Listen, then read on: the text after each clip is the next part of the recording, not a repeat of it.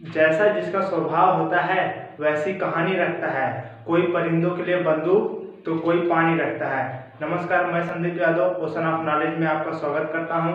आज हम लोग बात करेंगे नॉर्मलाइजेशन के बारे में। इससे पहले हम लोग बात किए थे जो भी श्रोडिंगर वेव इक्वेशन थी उसके टाइम डिपेंडेंट फॉर्म के लिए और इंडिपेंडेंट फॉर्म के लिए, और देखे थे प्रोबेबिलिटी डेंसिटी और probability current density, well behaved wave function, इन सभी के बारे में हम लोग बात कर चुके हैं।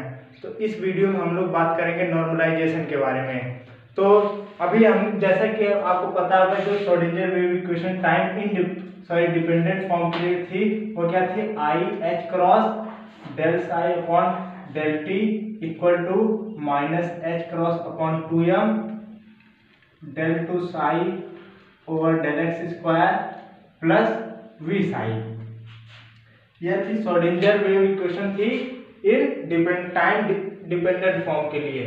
तो जब हम लोग किसी भी जो श्रोडिंगर वेव इक्वेशन है जब इसको सॉल्व करेंगे तो क्या मिला, एक हमको फंक्शन वेव फंक्शन मिलेगा साई। तो ये जो फंक्शन होगा ये x और t के लिए होगा, जहाँ पर x पोजीशन को बताता है और t टाइम के लिए। तो जब हम लोग इस इक्वेशन को सॉल्व करेंगे तो उसका सॉल्यूशन क्या मिला, साई। साई क्या है, यह एक वेव फंक्शन है। तो जैसा कि हम देखा जाए तो साई का कोई भी फिजिकल सिग्निफिकेंस नहीं होता है, लेकिन इसका अगर हम लोग स्क्वायर या मतलब नॉर्म कर दें या फिर कह सकते हैं साई स्टार के साथ मल्टीप्लाई कर दें। साई स्टार क्या है, इसका इसी साई का कॉम्प्लेक्स कॉन्जुगेट लेंगे और उसी का इसके साथ यदि मल्टीप्लाई कर देंगे तो ये हमको क्या बताता है, प्रोबेबिलिटी डेंसिटी या फिर कह सकते हैं प्रोबेबिलिटी डिस्ट्रीब्यूशन। तो जैसे कि हम लोग जो बात किए थे, रो बराबर क्या था, हम लोग लास्ट वीडियो में बात किए थे, रो बराबर था साई स्टार साई, और प्रोबेबिलिटी करंट डेंसिटी के लिए जे भी हम लोग निकाले थे। तो हम लोग को मेन फोकस इसी पर करना है, साई स्टार साई पर। तो ये क्या बताता है, कोई भी पार्टिकल किसी भी स्टेट में उसकी क्या प्रोबेबिलिटी है किसी भी स्टेट में होने की। यदि अगर आप ओवरऑल देखेंगे तो किसी भी स्टेट में उसकी प्रोबेबिलिटी कितनी होगी, टोटल उसकी प्रोबेबिलिटी होगी 1। तो क्या तो इसके लिए जो जैसे अगर कोई बाउंड्री कंडीशन दी गई है या फिर अगर नहीं दी गई है तो उस केस में क्या लेंगे हम लोग, जो लिमिट लेंगे, इंटीग्रेशन हो जाएगा minus infinity to plus infinity psi star psi dx equal to 1। तो ये कंडीशन होगी। ये कंडीशन किसके लिए होगी, नॉर्मलाइजेशन के लिए। तो कोई भी हमको वेव फंक्शन दिया रहेगा तो उसी को हम लोग केवल कैलकुलेट करेंगे। काफी इजी टॉपिक है, इसमें केवल आपको इंटीग्रेशन यदि अच्छे से आता है तो नॉर्मलाइजेशन काफी आसान है। तो इसमें हम लोग देखेंगे, अगर आपको पता होगा कि जो साई है, जब हम लोग कोई भी ऑपरेटर इसके ऊपर ऑपरेट करेंगे तो ये हमको नई नई इंफॉर्मेशन देगा।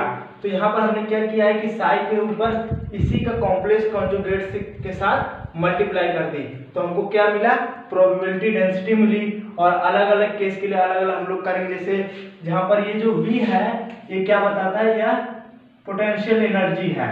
V क्या है, पोटेंशियल एनर्जी है। तो अलग अलग पोटेंशियल एनर्जी के लिए अलग अलग हम लोग इसके लिए मतलब फाइंड आउट करेंगे। तो इसमें हम लोग देखेंगे नॉर्मलाइजेशन। और देखिए, यदि मान लीजिए किसी भी ये जो इक्वेशन दी गई है इसका हमको सॉल्यूशन क्या है, साई है। क्या है, इस ये जो साई है इसका सॉल्यूशन है। तो क्या ए साई मतलब ए यहाँ पर एक कांस्टेंट है। क्या करना है, अगर मान लीजिए कोई भी अगर इसका सॉल्यूशन साई है और ये प्रोबेबिलिटी यदि वह ग्रेटर देन मान लीजिए 1 दे रहा है, ठीक, तो ये तो कहना गलत होगा। क्यों, क्योंकि जैसे मान लीजिए कोई भी पार्टिकल कहीं ना कहीं इस यूनिवर्स में तो जरूर ही होगा। तो उसके लिए अगर हम लोग कहें कि उसकी प्रोबेबिलिटी 1 से ग्रेटर देन होगी तो ये बात कहना गलत होगा। उसके लिए क्या करेंगे कि हमको इसकी प्रोबेबिलिटी 1 बनानी पड़ेगी। उसके लिए फिर हम लोग क्या करेंगे, किसी एक कांस्टेंट के साथ मल्टीप्लाई कर देंगे। तो एक के साथ यहाँ पर मल्टीप्लाई कर देंगे तो ए जो होगा इसको बोला जाता है नॉर्मलाइजेशन कांस्टेंट। ये नॉर्मलाइजेशन कांस्टेंट होता है ए। तो इसी चीज को हम लोग फाइंड आउट करेंगे, नॉर्मलाइजेशन कांस्टेंट। यदि साई इस इक्वेशन का सॉल्यूशन है तो क्या ए साई इसका सॉल्यूशन होगा? जी हाँ, इसका ए साई भी सॉल्यूशन होगा। इसको देखते हैं कैसे होगा ए साई इसका सॉल्यूशन। अब इसके लिए क्या करें कि यहाँ ये जो इक्वेशन दी गई है इसमें क्या करिए कि साई की जगह पर केवल ए साई पुट कर देते हैं। तो क्या मिलेगा? I H cross del upon del t. Psi की जगह पर क्या हो जाएगा? ए साई हमको पुट करना है तो यहाँ पर कर दीजिए ए साई। ए एक कांस्टेंट है, इक्वल टू हो जाएगा minus H cross upon 2m del two over del x square a psi plus v a psi, ये हमको मिल जाएगा। अब देखिए ए जो है यह एक कांस्टेंट वैल्यू है, तो यह टी के उसमें तो चेंज नहीं होगा। यहाँ पर टी क्या है? टाइम है, उसके साथ चेंजिंग तो होगी नहीं। इसको क्या करेंगे? इसको इसके बाहर भी लिखा जा सकता है। तो यहाँ पर ए को हम लोग बाहर कर लेते हैं, तो A I H cross del psi upon del T हो जाएगा, इक्वल टू यहाँ पर भी ए क्या हो जाएगा? बाहर हो जाएगा, तो minus a h cross square upon 2m del two psi upon del x square plus a v psi. अब क्या करिए कि ए को कॉमन कर लेते हैं, A I H cross del psi upon del T equal to A हमने common किया तो मिला क्या? Minus H cross upon 2m del two psi upon del x square plus we psi. A से ए कैंसिल आउट। फिर हमको final equation क्या मिल गई? जो पहले थी वही फिर से हमको मिल गई। इसका मतलब यदि किसी भी इक्वेशन का, ये जो श्रोडिंगर इक्वेशन दी गई है इसका सॉल्यूशन यदि साई है तो ए साई भी इस इक्वेशन का सॉल्यूशन होगा। आप इस साई के साथ कोई मतलब किसी भी कांस्टेंट के साथ आप मल्टीप्लाई जब हम लोग करेंगे तो उसका भी ये सॉल्यूशन भी इस इक्वेशन को सेटिस्फाई करेगा। तो ये होती है नॉर्मलाइजेशन के लिए कंडीशन होती है, जो अभी हम लोग लिखे थे integration minus infinity to plus infinity psi star psi dx equal to 1। ये इसकी मेन कंडीशन होती है। यदि यही कंडीशन यदि फुलफिल हो रही है तब हम लोग मतलब नॉर्मलाइजेशन को फाइंड आउट कर सकते हैं। अब जैसे मान लीजिए कोई एक बॉक्स है, इसके अंदर मतलब ए से बी का है, तो इस यहाँ पर मतलब कोई ना कोई पार्टिकल कहीं ना कहीं मतलब ये इनफाइनाइट के लिए है, तो जो भी पार्टिकल होगा हम लोग कह रहे हैं कि इस बॉक्स के अंदर ही होगा, तो उसके लिए टोटल प्रोबेबिलिटी कितनी होगी? 1 होगी। देखिए यहाँ पर प्रोबेबिलिटी कुछ और हो सकती है, यहाँ पर कुछ और होगी, यहाँ पर कुछ और, लेकिन ओवरऑल देखा जाए जो भी पार्टिकल हमको मिलेगा वह ए और बी के बीच में ही मिलेगा। तो इसका मतलब उसकी प्रोबेबिलिटी कितनी होगी? 1 होगी। या फिर अगर आप एक एग्जांपल के थ्रू समझें तो कह सकते हैं, अगर मान लीजिए क्रिकेट हम लोग खेल रहे हैं, यदि अगर बॉल खो गई तो यदि वो जब खोएगी तो कह सकते हैं कि वो रहेगी तो पृथ्वी पर ही रहेगी। इसका मतलब उसकी पृथ्वी पर होने की कितनी प्रोबेबिलिटी है? अर्थ पर कितना होगा? वह 1 होगा, क्योंकि किसी भी इवेंट के लिए जो भी प्रोबेबिलिटी होती है वह मैक्सिमम 1 होती है। तो जो भी बॉल अगर आपकी खोई है तो कहाँ पर रहेगी? अर्थ पर ही रहेगी। ऐसा नहीं कि किसी और दूसरे प्लेनेट पर चली जाएगी। अब चाहे वो मिले या ना मिले लेकिन रहेगी अर्थ पर। इसका मतलब उसकी अर्थ पर होने की प्रोबेबिलिटी कितनी होगी? 1 होगी।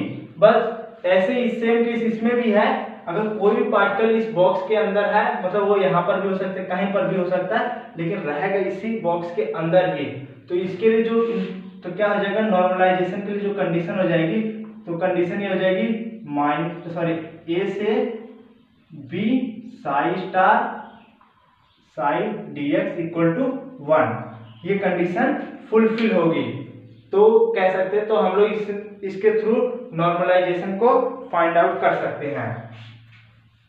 और अब इसके जब हम लोग इस पे कुछ न्यूमेरिकल करेंगे तो और अच्छे से समझ में आएगा। जैसे अगर एग्जांपल के रूप में लें, जैसे मान लीजिए कोई एक वेव फंक्शन दिया है psi equal to sine pi x upon A, ठीक, और इसके लिए जो लिमिट होगी वह x is less than 0 and greater than 0 and less than infinity, या फिर यहाँ पर कोई एक चीज चाहे ए ले लीजिए, कुछ भी ले सकते हैं। तो ये लिमिट हो गई, 0 से a के बीच में ही रहेगा। तो सबसे पहले हम लोग इसका चेक करेंगे क्या इसकी प्रोबेबिलिटी 1 होगी या नहीं। यदि 1 होगी तब तो अच्छी बात है, यदि नहीं होगी तो हमको उसको 1 बनाना पड़ेगा। तो 1 बनाने के लिए क्या करेंगे, किसी एक कांस्टेंट के साथ मल्टीप्लाई कर देंगे। तो पहले हम लोग देखते हैं क्या इसकी प्रोबेबिलिटी 1 होती है या नहीं। तो ये साई है, तो साई स्टार क्या हो जाएगा, यही हो जाएगा sign pi x upon A. ठीक, क्योंकि इसमें आयोटा तो है नहीं, इसलिए कोई भी चेंज सेम वही हो जाएगा। ये जो साई स्टार होता है क्या होता है, इसी का कॉम्प्लेक्स कॉन्जुगेट होता है। तो अब हमको पता है, we know that the condition of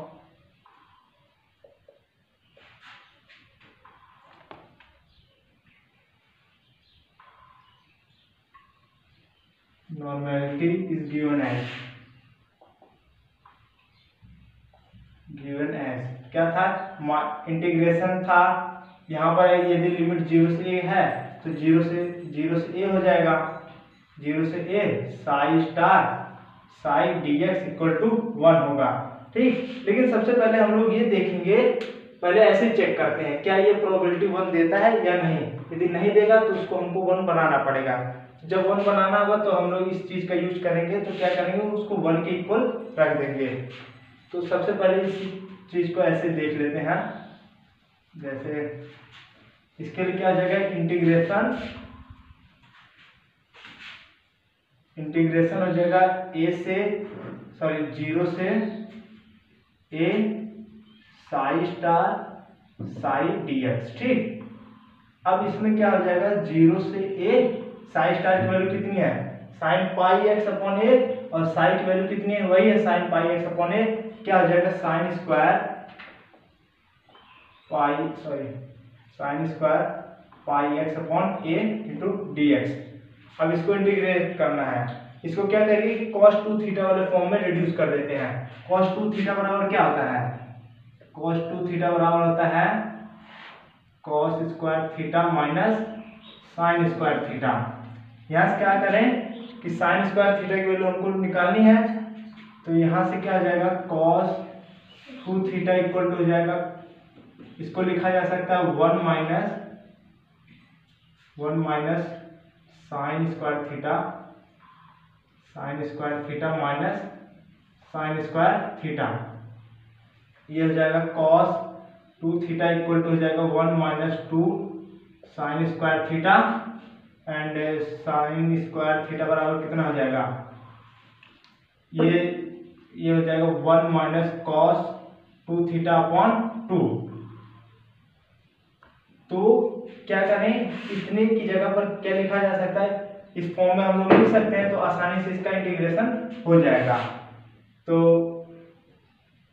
क्या जगह integration 0 to a 1 minus cos 2 pi x upon a, और टोटल के अपॉन a हो जाएगा इंटू dx।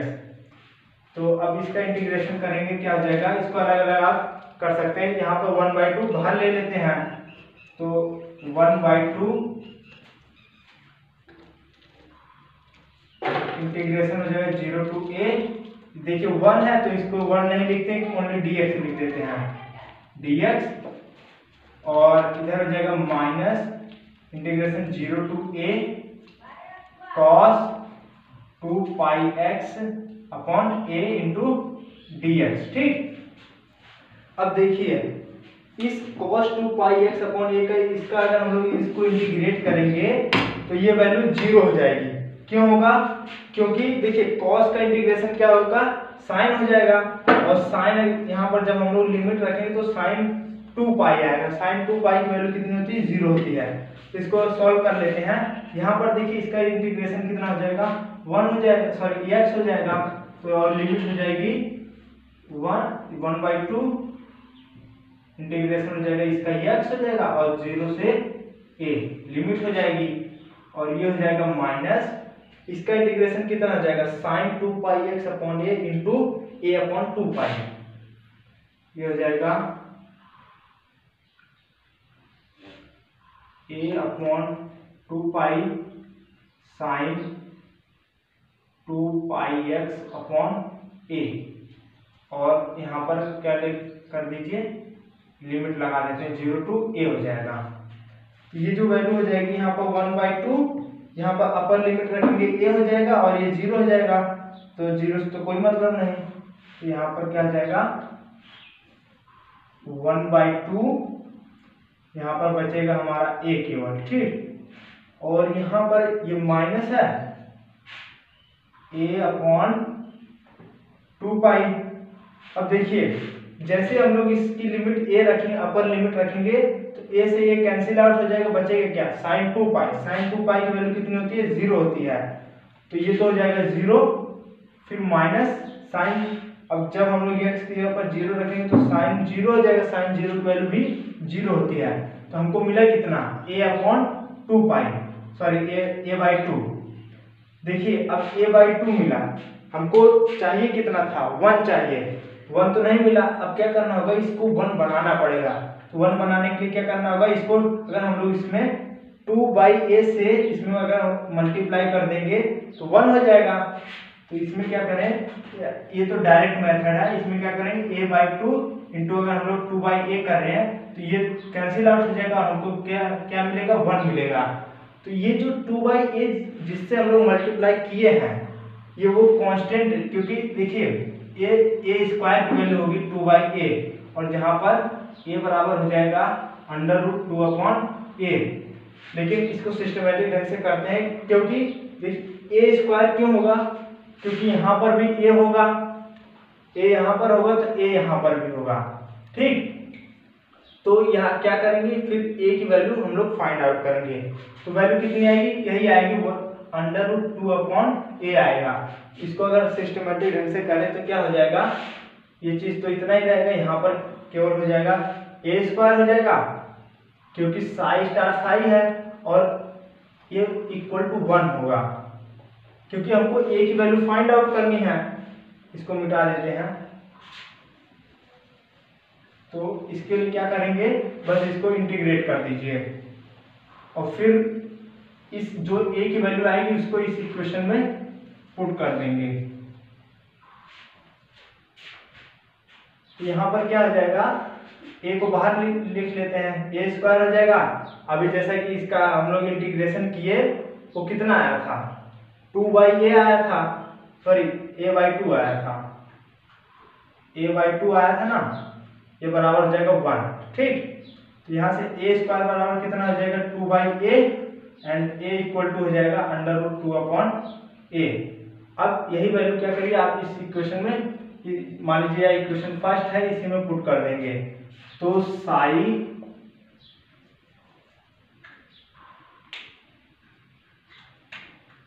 नॉर्म, क्योंकि हमने इसको नॉर्मलाइज कर दिया, तो यहाँ एक जगह क्या हो जाएगा, √2/a, √2/a साइन πx/a, ठीक। तो ये इसके लिए प्रोसेस है। तो हम लोग क्या करेंगे, जो भी कांस्टेंट है हमको उसकी वैल्यू फाइंड आउट करनी है, फिर उसी इक्वेशन में पुट कर देना है।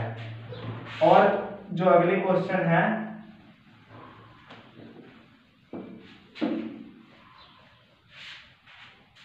तीन चार क्वेश्चन को हम लोग यहाँ न्यूमेरिकल को सॉल्व करेंगे। नेक्स्ट है, यदि आपको सेकंड साई इक्वल टू दिया है a cos πx/a, जहां पर जो लिमिट होगी वो हो जाएगी -a/2, ठीक। जो लिमिट होगी वो -a/2 से a/2 के बीच में है। तो इसके लिए हम लोग, इसका मतलब सबसे पहले a को फाइंड आउट करेंगे, ये कैसे, तो साई स्टार की वैल्यू कितनी हो जाएगी, a cos πx/a, ठीक। अब लिखते हैं we know that the condition of normality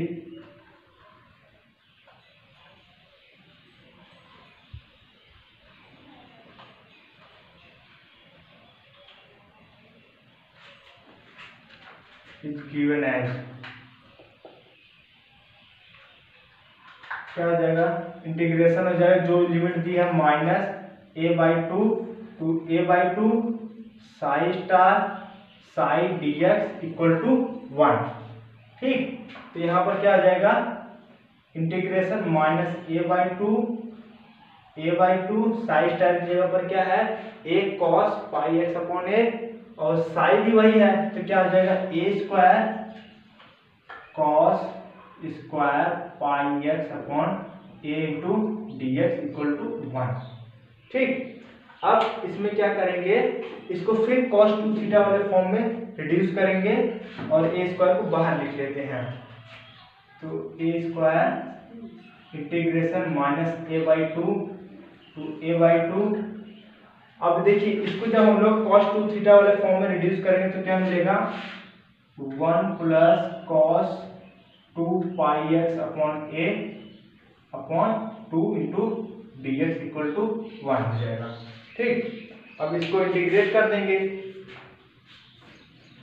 तो यहाँ पर क्या हो जाएगा,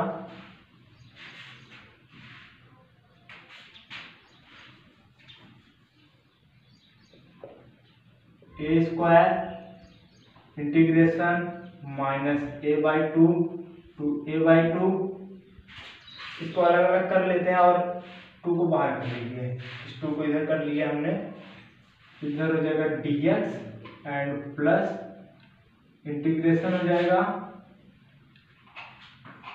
-a/2 cos 2πx/a into dx, ठीक, इक्वल टू 1 है।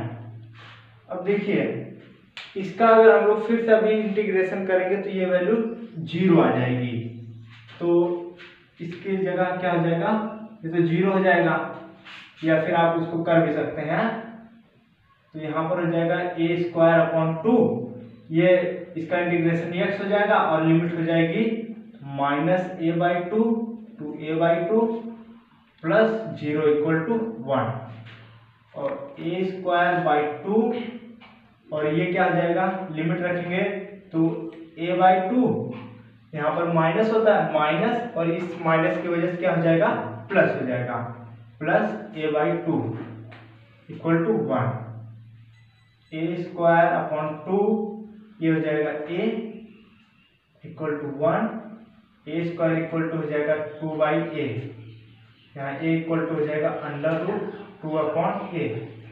अब इसी वैल्यू क्या करिए, इस इक्वेशन में पुट कर देते हैं, तो साइन नॉर्म क्या आ जाएगा, √2/a cos πx/a। ठीक, तो काफी इजी था, तो क्या करना है, बस सिंपल है, इसको क्या करिए, इसका कॉम्प्लेक्स कॉन्जुगेट लेंगे, उसके बाद जो कंडीशन दी गई है उसी इक्वेशन मतलब उसी फॉर्मूले में रखकर, और सबसे पहले a जो नॉर्मलाइजेशन कांस्टेंट है उसकी वैल्यू फाइंड आउट करेंगे और फिर उसको इक्वेशन में पुट कर देंगे, तो हमको नॉर्मलाइजेशन मिल जाएगा। और नेक्स्ट क्वेश्चन लगाते हैं,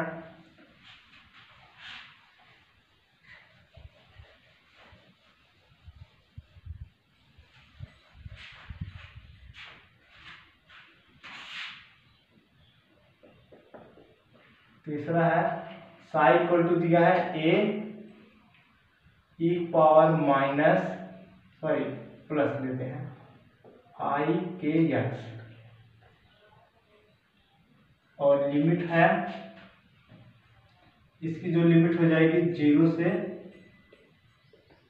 a के बीच में है, तो इसका सबसे पहले क्या करेंगे, इसका कॉम्प्लेक्स कॉन्जुगेट लेंगे, क्या आ जाएगा a एक पावर, देखिए यहाँ पर हो जाएगा -i के x होगा, क्योंकि यहाँ पर आयोटा आई है, जब हम लोग इसका कॉन्जुगेट लेंगे तो केवल उस आई के साथ जो भी साइन रहता है वो चेंज हो जाता है। यदि यहाँ माइनस होता तो यहाँ प्लस हो जाता है, क्योंकि यहाँ पर प्लस है तो यहाँ माइनस होगा, और फिर उसी कंडीशन में अप्लाई कर देंगे। तो इसका हो जाएगा integration 0 to a psi star psi into D x equal to 1।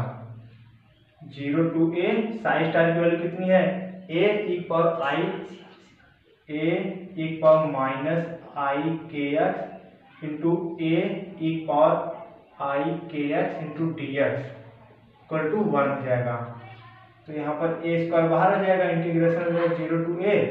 देखिए e power minus I K x है और यहाँ पर e power minus I K x है, तो ये क्या हो जाएगा e पावर 0 की वैल्यू हो जाएगी 1 into D x equal to 1। और इसका इंटीग्रेशन करेंगे तो क्या हो जाएगा, x हो जाएगा और लिमिट हो जाएगी 0 to a into 1। a square हो जाएगा, अपर लिमिट रखेंगे a हो जाएगा, a इक्वल टू 1। तो a बराबर क्या हो जाएगा, अंडर रूट 1/a। ठीक, अब इसी वैल्यू क्या करिए आप इसमें रख सकते हैं। तो साइन नॉर्म इक्वल टू हो जाएगा under root 1/a e power I K X. ठीक, ये हो जाएगा इसके लिए। और यहाँ पर आप माइनस आई के एक्स भी लिख सकते हैं, तो उसके लिए जो भी वैल्यू आएगी वैसे यही आएगा, और केवल यहाँ पर चेंजिंग हो जाएगी, यहाँ पर हो जाएगा माइनस हो जाएगा यदि यही लिमिट रहेगी तो। अब नेक्स्ट है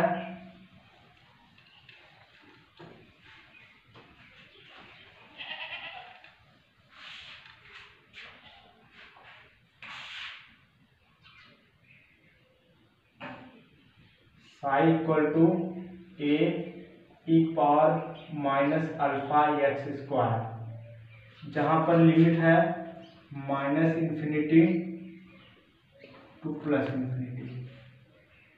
ठीक, अब इसका क्या करेंगे, सबसे पहले इसका कॉम्प्लेक्स कॉन्जुगेट लेंगे तो वही होगा, क्योंकि इसमें आयोटा है नहीं अल्फा एक्स स्क्वायर। फिर ये कंडीशन अप्लाई कर देंगे जो नॉर्मलाइजेशन की होती है, तो हो जाएगा minus infinity to plus infinity psi star psi into D x equal to 1। यहाँ पर लिमिट हो जाएगी minus infinity to plus infinity psi star into psi है, तो यहाँ हो जाएगा a स्क्वायर और e पावर क्या हो जाएगा -2 alpha x square into D x equal to 1 हो जाएगा। तो देखिए यहाँ पर माइनस अल्फा एक्स स्क्वायर है और ये भी माइनस अल्फा एक्स स्क्वायर है, तो ये दोनों जुड़ जाएगा, क्या हो जाएगा e power -2 alpha x square. अब इसमें क्या करें, a को बाहर लिख लीजिए, a integration minus infinity to plus infinity e power -2 alpha x square into D x equal to 1। अब क्या करना है, एक हमने इंटीग्रेशन की प्रॉपर्टी पढ़ी है, वो क्या थी, यदि इंटीग्रेशन -a से +a fx dx है, ये क्या हो जाता है 2 times integration 0 to a, limit change हो जाती है, तब ये 0 से a के बीच रन करता है fx dx। तो इसी प्रॉपर्टी का यहाँ पर हम लोग यूज करेंगे, क्योंकि यहाँ पर देखिए लिमिट क्या है minus infinity to plus infinity है, तो यहाँ पर क्या आ जाएगा a स्क्वायर और यहाँ से क्या आ जाएगा 2, इधर लिख सकते हैं 2 हो जाएगा और इंटीग्रेशन हो जाएगा। अब देखिए जो लिमिट होगी वो 0 से इंफिनिटी के बीच हो जाएगी, और यहाँ पर e power -2 alpha x square into D x equal to 1। अब इसका इंटीग्रेशन कैसे हो, इसके लिए भी एक फॉर्मूला होता है, यदि इंटीग्रेशन 0 to इंफिनिटी x की power n e power minus alpha x square into D x है, इसके लिए क्या होता है 1/2 गामा n+1/2 अपॉन अल्फा की पावर n+1/2। इसी फॉर्मूले का हम लोग यूज करेंगे इसको सॉल्व करने के लिए। तो यहाँ पर क्या हो जाएगा, इसको सबसे पहले इस फॉर्म में लिखते हैं। तो क्या होगा कि 2a² इंटीग्रेशन 0 टू इन्फिनिटी, और देखिए यहाँ पर देखिए इसको क्या लिखा जा सकता है, x की पावर 0, वो कितनी वैल्यू होगी, 1 हो जाएगी। इससे मतलब कोई फर्क तो पड़ेगा नहीं, और यहाँ पर हो जाएगा e power -2 alpha x² into dx equal to 1। ठीक, अब इसको क्या करिए, इसके साथ कंपेयर कर रहे हैं। तो n की जगह पर क्या है, 0 है, और अल्फा की जगह पर क्या है, 2 अल्फा है। तो इस चीज को क्या करना है, बस इसी फॉर्मूले में पुट करना है। तो क्या हो जाएगा, तो यहाँ पर हो जाएगा 2a²। अब देखिए यहाँ पर हो जाएगा, इसी फॉर्मूले का यूज करेंगे, यहाँ पर हो जाएगा 1/2 और गामा, n की जगह पर क्या है, 0 है, 0 पुट कर देंगे तो 0 + 1/2 अपॉन, और अल्फा की जगह पर यहाँ पर क्या है, 2 अल्फा, तो 2 अल्फा की पावर हो जाएगा 0 + 1/2 इक्वल टू 1। इस 2 से ये वाला 2 कैंसिल आउट हो जाएगा, और a² equal to, sorry a² इधर जाएगा गामा 1/2 अपॉन 2 अल्फा की पावर 1/2 इक्वल टू 1। और देखिए गामा हाफ की वैल्यू कितनी होती है, √π होती है। a², इसको क्या करें, इसको इधर भेज देते हैं, तो ये हो जाएगा 2 अल्फा अपॉन पाई, इसकी पावर हो जाएगी 1/2 और इक्वल टू 1। इसको यहाँ पर लिख देते हैं। तो a² बराबर कितना हो जाएगा, सॉरी a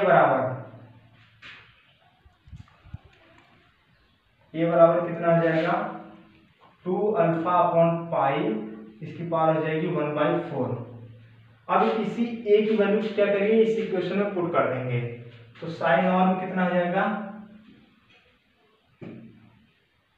साइन नॉर्म हो जाएगा 2 अल्फा अपॉन पाई, पावर हो जाएगी 1/4 e पावर -अल्फा x²। ठीक, इसका जो नॉर्मलाइजेशन होगा वो कितना हो जाएगा, 2 अल्फा अपॉन पाई, और इसकी पावर कितनी हो जाएगी 1/4 into e power -alpha x²। और एक क्वेश्चन और लगाते हैं,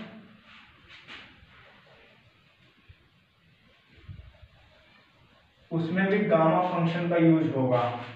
यदि गामा फंक्शन यदि आपको पता हो तो ये आसानी से समझ में आएगा।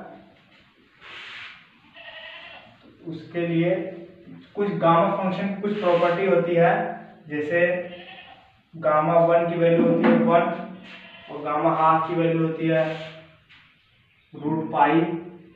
यदि गामा n+1 है तो ये होता है n फैक्टोरियल। ठीक, या फिर इन सभी का मतलब यूज होगा। क्वेश्चन है साई इक्वल टू